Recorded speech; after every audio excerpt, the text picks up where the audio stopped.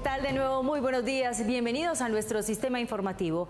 Cientos de casos sobre violación, maltrato, secuestro y asesinatos de niños ensombrecen la historia reciente de nuestro país. Basta recordar los casos de pequeños como Luis Santiago, aquel bebé que por orden de su padre Orlando Pelayo fue secuestrado y asesinado en 2008, o Catherine Huertas, una niña de tan solo 9 años secuestrada, violada y asesinada por Rudy Alonso Suárez, y recientemente el atroz crimen en contra de Juliana Zamboní por cuenta de Rafael Uribe Noguera. Por estas causas se ha revivido el tema de implementar la cadena perpetua en el sistema judicial colombiano para ser aplicada en los criminales que atenten contra nuestros pequeños. Para hablar de este tema hemos invitado hoy en nuestro estudio a la concejal Ángela Garzón. Concejal, buenos días, gracias por acompañarnos. Buenos días, gracias por invitarme, y además sí es muy triste lo que está pasando con nuestros niños en Colombia. Cada día vemos casos como el de Juliana Zamboní. Desafortunadamente no es el único caso, ese caso que conmovió al país. Todos los días es un caso que vemos en Colombia, en cualquier ciudad, en cualquier municipio. Por eso estamos recolectando firmas para hacer de nuevo el referendo y que seamos los colombianos los que decidamos si queremos prisión perpetua o no para quienes violen, secuestren, recluten o torturen a niños menores de 14 años. Tuvimos ya en el Congreso a una senadora, una luchadora incansable, a Gilma Jiménez, ya no está con nosotros, pero ella era una abanderada de defender también los derechos de estos pequeños.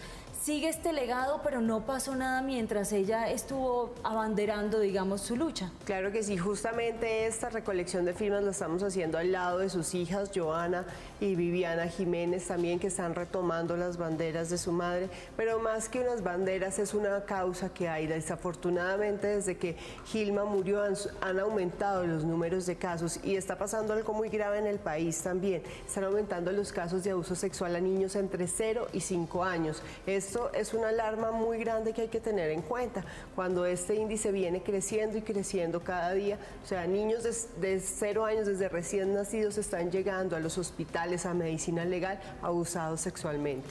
¿Hasta qué edad ustedes consideran que debe aplicarse la cadena perpetua para violación o abuso contra menores? ¿Hasta qué edad de estos pequeños? ¿14 años? Hasta menores de 14 años. ¿Por qué? Porque están parados bajo el artículo 44 de la Constitución, que dice que los derechos de los niños prevalecen sobre todos los demás.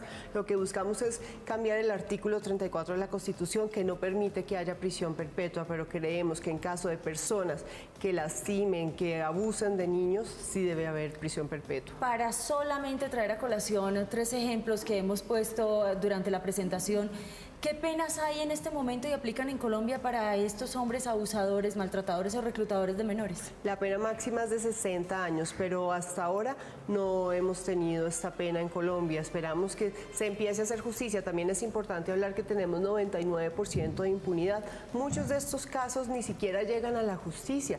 Las cifras que conocemos, que son alarmantes: el año pasado hubo más de 20.000 exámenes en medicina legal por presunto abuso sexual a menores.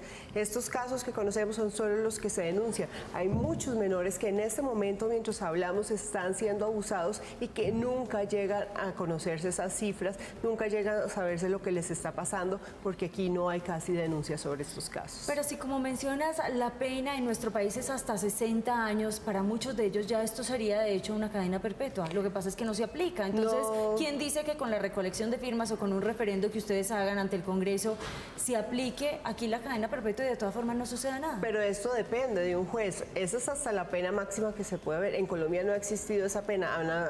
Para gente que ha asesinado, que ha violado niños, hay penas, se han puesto penas de 20 a 25 años. Tenemos el caso de Garavito. Pero es un caso si no se le aplicó en el mundo entero, no se le aplicó, y está próximo a salir por cumplimiento de pena en un hombre que está todavía en edad para poder hacerle daño a muchísimos niños. Mi pregunta es esa: si no se le aplicó a él, ¿quién dice que teniendo ya la cadena perpetua en nuestro país se le va a aplicar a personas como esta o no?